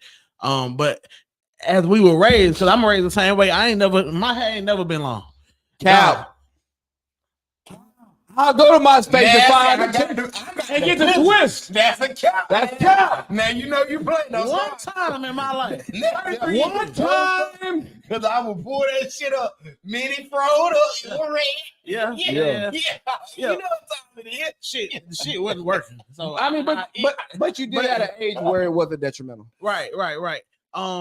But and I work for a black man, you know what I mean? So if I do need to come to the office a little rough, it's understandable. You know what I mean? Couldn't get to the shop that day, whatever. But I understand, you know, dibbling and dabbling in these different white spaces and having to feel like that you have to be up to whatever that standard is that they're comfortable with. But here's where I look at it, man. I think it's deeper than white spaces. It is being in spaces in which you want to succeed and fitting the mold in which it takes to do that, right? There are very few people who can just break the mold. And I'll always reference Kanye West. Kanye does things that a lot of people would not recommend. But Kanye is one of the most talented, brilliant people ever. You know, we talk about Pee Wee Kirkland. You know what I'm saying? What's the line that Clip said? Ball in 2 games. You know what I'm saying? Pee Wee Kirkland. But then you look at Kanye. He's a ball. He's Hall of Fame producer. He's a Hall of Fame rapper. He's a Hall of Fame artist.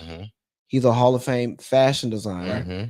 If you really want to get super specific, he's a Hall of Fame shoe designer. Fucking say Adidas. Sure. Yeah. And he's a Hall of Fame like influencer, right? So that's 6 Hall of Fames we can put this man in. And there are people who will say, I'm gonna stand on what I believe in, like Kanye, because that's who influences me. And I'm gonna look at you and say, all right, you ain't that good. You can't do that. Just like we talked about this shit years ago when we was playing pickup, how we hated playing with the young boys because they want to shoot the 3 like Steph. Right. But you don't go to the gym like Steph to be able to shoot the 3 like Steph. You need to get to the cup. You need to use the entire floor because your 3 game is not nice enough to just shoot the 3 ball. Right. But and again, if you want to stand on, hey, I'm black, I'm not conforming to your white standards, I don't knock you for that. Do what you do. But I'm telling y'all niggas, me personally, I'm black. I'm gonna be unapologetically black.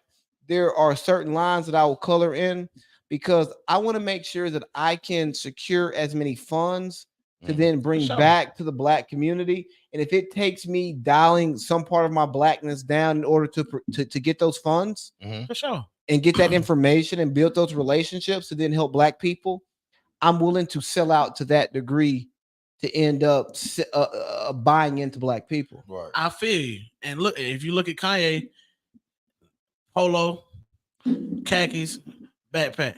All right, it was safe. Polo. So, I understand that khakis. I got a backpack over there. Yeah, I understand that sometimes we have to play the role until we can break through in the space within that space. Absolutely, and expound. Right. I ain't knocking it either way. Me personally, I have to do that from time to time. All right. But I'm trying to get to a point in my life, and I think we all should, where we don't have to code switch, and it can just be what it is, because we got 100,000 in the bank, and can't a nigga tell me nothing. You know what I mean? But see, I don't, and maybe it's just my personal experiences.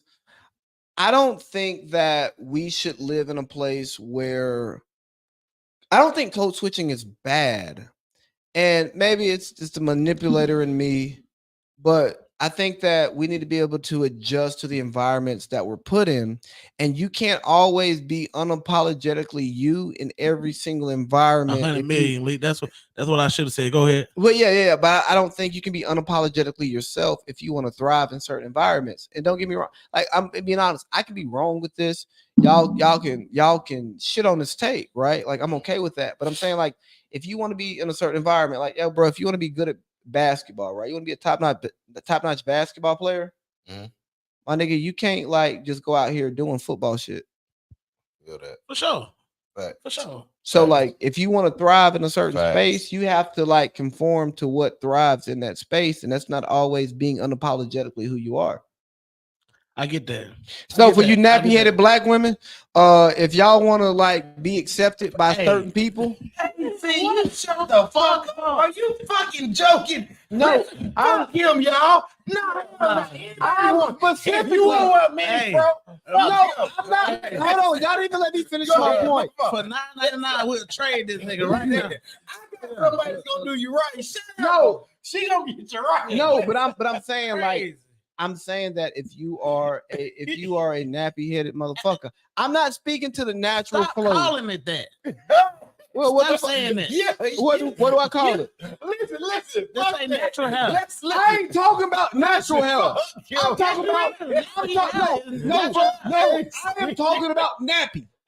There's a difference between natural and nappy. Listen, fuck AC, y'all. We not gonna keep that. Nah, I ain't talking about kinky black women. He always used to listen. Fuck that. Y'all listen. Hold on. Finish your spiel. Let me finish my point, and y'all can shit on me after. You got one I'm saying more fucking time. you better not go there no more. I'm cutting your ass. No, I'm gonna tell you. Go ahead. If you are wearing a hairstyle or dressing in a way that's inappropriate for the space that you want to be in, then you need to understand what comes with taking that risk. Okay. If you want to wear your club dress to church, you can't be mad at people for looking at you crazy. Just like if you wear your club dress to work, you can't be mad at for people looking at you crazy. Should they look at you crazy for that? Absolutely not, because we should judge people off who they are at their core and what they provide for us. Because we all know girls who may dress freaky and they ain't giving up the cat real easy. We know some girls who wear big clothes, sweatpants, all that stuff. And bro, that shit easier than goddamn pissing. You know what I'm saying? Right. That was the best example you had. It was the quickest one, but like you don't think about pissing, bro. Nah, you don't think about pissing, you just do it. You know what I mean? So like the point that I'm making is until you are the person who crafts the room, you have to understand what that craftsman set that room up to be, and you have to be able to fit into the mold in which is and for you to fit into. And again, when you get to build that room out, you do it however you want to, but you can't come in my house and tell me where to put my drapes at, dog. Nah, I get it. I think like I said, I do think we're in a better place where we really don't have to do that in corporate settings. But I mean, I can't speak for all though. I think I got a sleeve and I wear short sleeves to work, bro. So like don't get me wrong, I'm all about how corporate life has changed because I say I work in construction, but like nigga, I'm an office nigga in construction. All I know is you better not call nobody nappy-headed hoes no more. I'm gonna jump on your. I did not say. I'm coming I did not say. I'm gonna go like that. Y'all are not gonna miss. Hell no. Y'all are not. Y'all are not gonna mischaracterize my statement. I did not call them nappy-headed hoes. I called them nappy-headed women. No, motherfucker, you said nappy-headed hoes. I didn't call them nappy-headed hoes. I'm not. What's that nigga name? I forgot. Don Imus. Yeah. Did y'all ever watch that video? Yes. Hilarious. Yeah, for sure. Damn. Well, listen, y'all goddamn now. Y'all got me already tuned in now. I want to go ahead. I want to jump on this next because in this chapter, all this shit go together. Then it ran together like a motherfucking nasty. That's why I said I had to see what's going on. So now, with us transitioning from that part, I gotta come back and I gotta ask you this. And it's something me and AC been talking about. We talk about this shit all like literally. We was sitting watching the game. It was like, man, I don't know if I'm tripping or if it's not, it's many. Hey, I don't believe it's many ugly women out here. Oh my God. It's because these motherfuckers broke. Listen, let me tell you something. One thing about it, because listen, me and AC, he ain't gonna say it out loud. AC is a mulatto fan. Heavy. Oh, yeah. Listen. We sit there and we catch it. You talking about the rapper? The rapper, yeah, for sure. Big Lotto. Yeah. Big Lotto, my fault. Big Lotto, my fault. Yeah, Big Lotto, my fault. Big Lotto on the way down. That's public. And AC, he's like, man, you know what?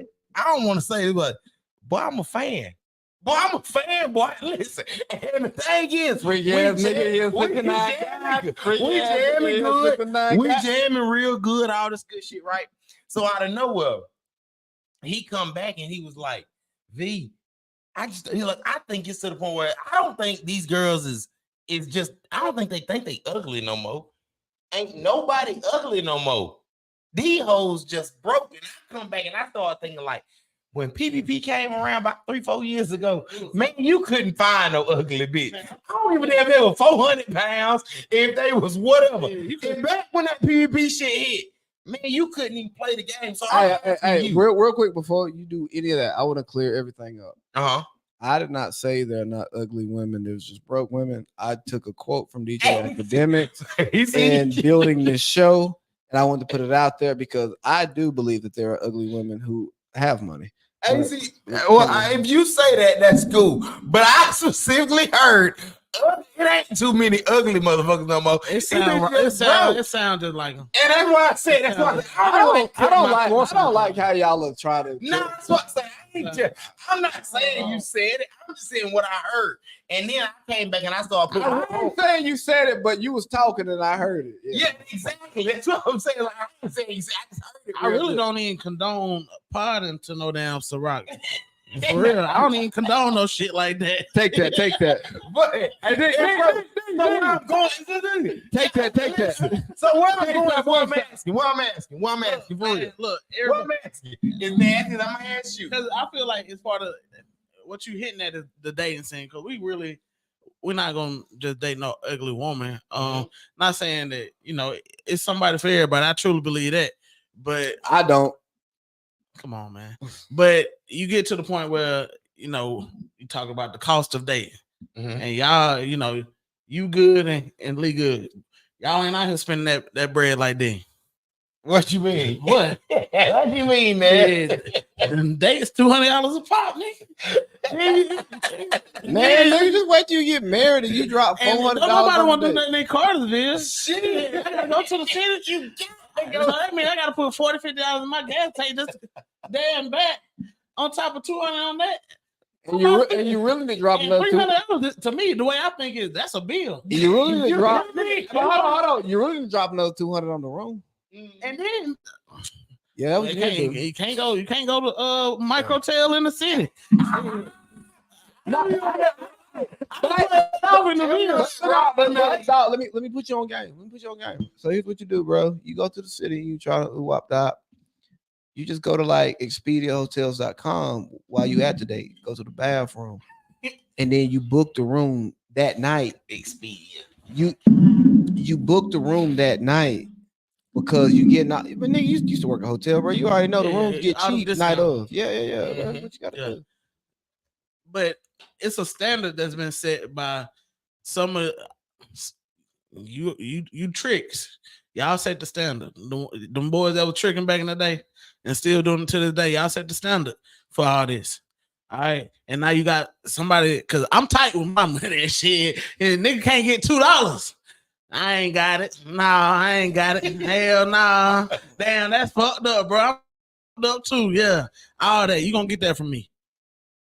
But somewhere along the line got crossed. Whereas you gotta pay this much to play. Big Meech. Yeah. Well, after that, because I was doing it's Big Meech and it just trickled down. That's all it is. Man, look. But look. I'm really basing off my shit is like, I think I'm looking at it back when them PPP times came out. Well, everybody was up. Man, everybody was up. But the thing is you seen how fine motherfuckers was. Like the thing is, even if they wasn't fine, they was confident. And my thing is sometimes being confident will take away a lot more than anything. If you confident behind what you do and what you say and how you play it. Yeah, you ain't gotta. Let me say this. What you gonna say? Personality, confidence, and having a good job.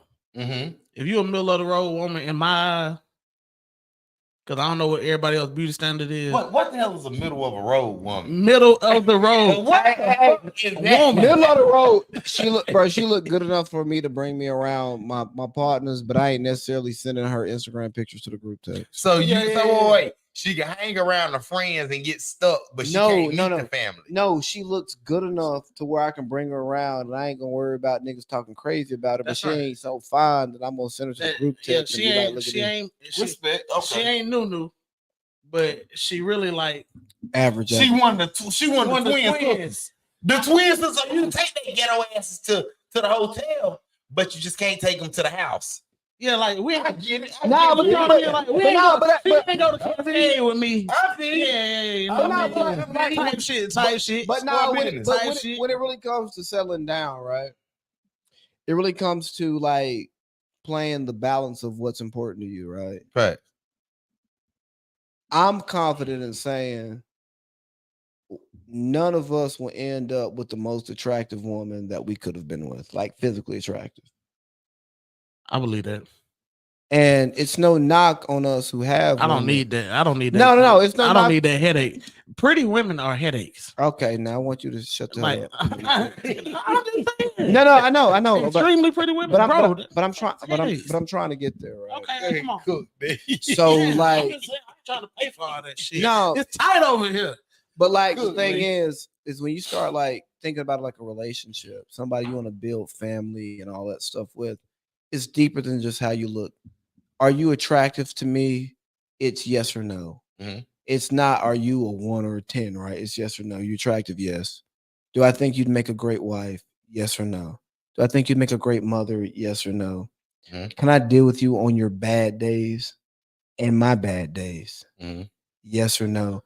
So when you start like willing down that stuff and you start looking at like the more important things about managing a household, raising a family and stuff like that, the looks matter. Cause I'm gonna go ahead and tell you, I'm not waking up and looking at no ugly motherfucker. But no, I'm not. Like, no, nigga, my wife ain't ugly. Man, if she was ugly, I wouldn't know her.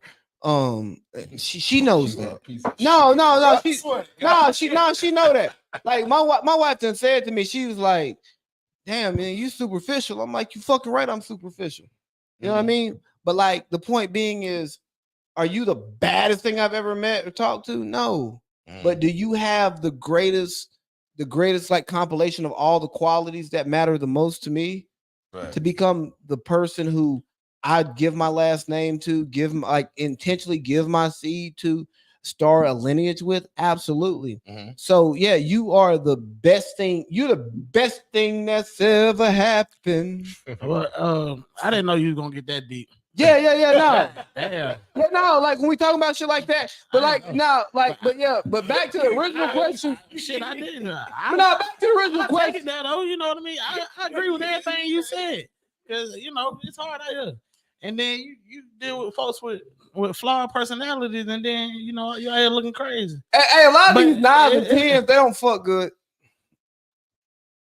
What is wrong with you? You get on my goddamn nerve. You saying they don't fuck good. Niggas been too scared to holler at them for so long that they ain't got all the experience. No, hell no. Look here. I don't want to teach you how to be good. Talking next. I don't want to teach you. I don't want to teach you in the what, Lee? In the what? I want to teach you in a second. I want to teach you how to move around in a second. You know what I'm saying? I want to tell you I want to teach you what I like. But I don't want to teach you how to do it. I want you, when you come in your bag and we matching our bags, I want you to get in your bag and I ain't doing nothing. And I think I want to work with that bag, and then we can tailor your bag and my bag to what we like. Facts. But like if you can't get in your bag and I be like, oh yeah, I can work with that. Facts. Man, you can be the finest motherfucker out here with the prettiest feet in the world, the cleanest motherfucking snatch.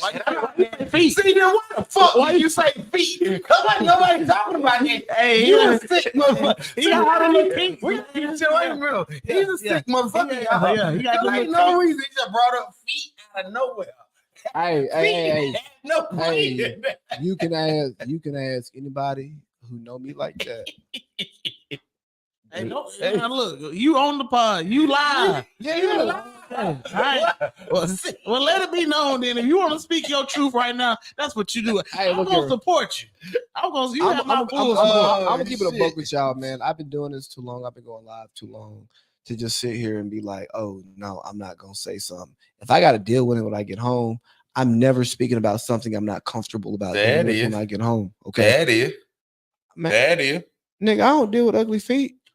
You can be fine. You got ugly feet. So let me. I don't want to get to know you. Just like before you go, if let's say if motherfucker 10, well, I don't want a 10. No, I don't want a 10. 5 now. I'm all right. Not a 10. Let me say 8.7. Nah, give me 8.75. Nah, give me a 7.8 with some personality. 8.75. 8.75. Good personality. Good hygiene. Good hair. Do she fuck good? Just saying. Wait. She got good box. The best box. But does she? Wait. She fuck you good. can't tell my story. Let me talk to you. She an 8.75. She got good box. She pretty as fuck. She got good personality. But them feet. What you think? I probably won't know her name unless y'all introduce me to her. So them feet will turn it down. If I see them feet and if she wearing sandals when you meet her first day, bro, I'm not talking to her. God damn it, AC. Bro, on God, like I'm not initiating conversation with her. So feet gonna turn it down for you, bro. I'm not gonna know how good her personality is if I see like some. But you got bad feet. But me and they both had good. I'm saying though, somebody that had a standard for feet, you would think that he would show a little leeway. You know what I mean? Nah, I get that. Nigga, I'm a hypocrite. Yeah, I get it. Show a little leeway or something. I'm not showing. I don't show leeway for what I like. Just because I ain't got it don't mean I can't like it. I get it. But I do want to ask you. Talk about Kamala, because that's his girl. I'm finna wrap it up. That's where I'm going. My next topic. Don't you fucking try and tell me where I'm going. Who the fuck you talking to? You motherfucker. Next time, I want to ask you nasty. I'm starting. AC trying to control my goddamn. I ain't talking politics. Trying to control. It ain't. No, it ain't politics. You know, I don't talk politics on here. But it is one conversation I do want to talk to you about, and I want to start with you. Do you think Kamala get more heat because she is a black woman, or do you think it's because she dated a white? She went and she's speaking all this black power shit, but she went and married a white man, or because she sucks? Nah, I don't want to say that. AC, goddamn. Don't start trying to push. I'm not doing all that with you. Answer my question. Look, I think that she gets a lot of flack because she's a black woman, and then on top of that, for some reason, the narrative is that she's not a black woman. Okay, who cares? I wish my Bluetooth was set up because I'll play Ice. I'll play Vanilla Ice, baby, because he ain't like Ice right now, bro. For real though, and look. I would say that somebody got some audio. A lot of the flack is because she doesn't feel authentic. All right, but she been doing this shit a long time. She been playing in this game. Pause that. You talking about somebody got the shit playing? It's yours.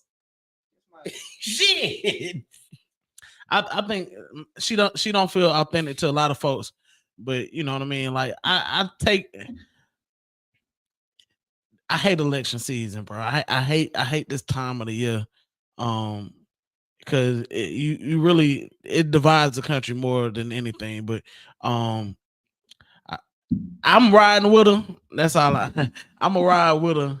But yeah, she get a lot of flack from black men too. I gotta say that it be disgusting scrolling TikTok sometimes because I hear how you niggas talk, and it just don't make no sense for as a black man to try to like for my boy Le'Veon Bell to Trump versus Trump.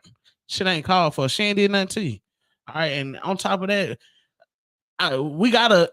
It's a topic we left off, and we gotta hit that before we go. Okay. All right, we gotta hit that before we go, and We it's about all right. 11 minutes. Okay, and I'll wrap up, but it's about how hip hop kind of shaped the culture. All right. All right, so But let me wrap this. I want to real quick. respond real quick to your comment, and we can go to hip hop. Let me. But and I ain't saying respect is always earned, but it should be a natural respect for black women. You know what I mean? Just because. What? It should. You should. You should respect black women naturally because you have a black mama, you have a black daughter, and you have black aunties and nieces and whatever. All right. Naturally, as a black man, knowing what the black family means as a whole to our community, you should respect the black woman. All right. Now, if she does something that warrants you not to respect her, okay. But knowing the value of the black woman within your own family, your own community, naturally you should respect her. And that's all I'm saying. We got to get back to teaching that shit though. But go ahead. Right, so here's my thing. I think that you should naturally respect people until they give you a reason not to. Okay. Not because they're a black woman, not because they're a black man, not because they hold a position of power, none of that stuff. I also think that there are positions that deserve respect. Authority figures deserve respect until they give you a reason not to. Just like we were taught to respect law enforcement, and then as we've grown up, we've seen instances for reasons for us not to respect law enforcement. But I think we all are adult enough to where we respect respectful law enforcement individuals. We just don't respect them just because they're law enforcement, right? Mhm. So I don't think Kamala Harris has done anything for me not to respect her. She's done things for me not to support her as a politician. You know what I mean? I did not vote for Trump, by the way. Okay, I'm just putting this out there. I did not vote for Trump. I didn't vote for Kamala either. I voted, but I didn't vote for either one of them niggas. You voted for Cornel West, my nigga. Yeah, I voted. Did vote for Cornel. Nigga, Yeah, no, I voted for Cornel. yeah. And Right. but like part of that for me was ideologically chalk out the racism. Okay, ideologically, You can't. No. I'm saying ideologically, I am more aligned with Republican values. If you look at like the political values, I am more aligned with that than like where the Democrat Party's going. Okay, This ain't Republican though. This Trump. no. I know, but because I'm just throwing that out there. but Just because for the public, for Yeah, the record. but because I did because For the but record, because- for the record. But because I did not vote for Trump, I am just saying like what my values are. Like traditional yeah. Republican values are more aligned with where I'm at. But Donald Trump, for many reasons, and one of the biggest reasons is the nigga's a felon. I can't vote for a felon. As a veteran, I can't vote for somebody to lead the military who could not join the military based on their criminal background. Mhm. I can't do that. And somebody who's disqualified for jobs that I've applied for, I can't do that. Mhm. At the same time, Kamala Harris did not go through a primary to be properly nominated as Democrat candidate. Mhm. She was forced upon us, given a situation where I think the Democrat Party did what was in their best interest. Now, I think the Democrat Party made the best decision to win an election. But just because I can agree with that from a political strategy point of view, I can also say from a political ideology point of view, I can't get behind that. Time is of the essence, though. See, so my thing is this. Hold on, let me I- finish. I know, Tom. No, I I'm talking about once Biden quit, he didn't we quit. have to expedite that process. But he did So not quit. that's not her fault. He did not quit. He was forced out. Okay. You know that for a fact. Well, Nancy Pelosi, Chuck Schumer, Barack Obama, those people's placed calls to him, and he did not want to step down. Okay. From every report that I read, he did not Mhm. want to do it. And the party pretty much said, "Hey, we'll cut your fucking legs off, nigga, if you don't fucking if you run." So you on your own. So, and I think they did the right thing because Joe Biden was not going to win the election. Trash. And I don't think Donald Trump should be the fucking president of the United States. Okay, like that, I'm putting that out there. But because of the way that the process went, and me and what I believe in the process, and I believe that we should uphold these processes for what they are, even if I disagree with the result. I'm gonna believe in that process. I'm not Philly. Okay. I believe in what this process should be. So therefore, I couldn't vote for either or.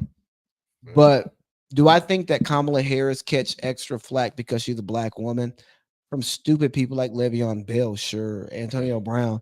But if you're taking political advice from those people, you're a fucking idiot. Boom. Go ahead. I got it. No. Nah, I was just saying it for you before you. Bro, if you asking a nigga for political advice, who do we deem either one of those people as intelligent people who take life advice from? Football players. Like not even football players. Like both of them.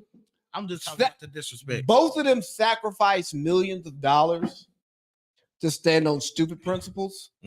Like AB, he signed a deal with the Raiders, didn't want to be there. He just wanted the most money.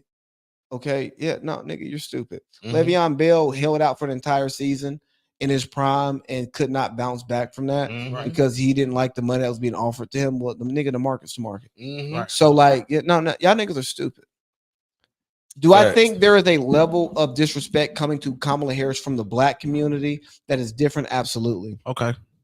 Do I think that level of disrespect is back in some level of like solid beliefs where these niggas be like, fuck that bitch? And I think that some of the stuff that they say is mischaracterized because it's niggas talking to some degree. Absolutely.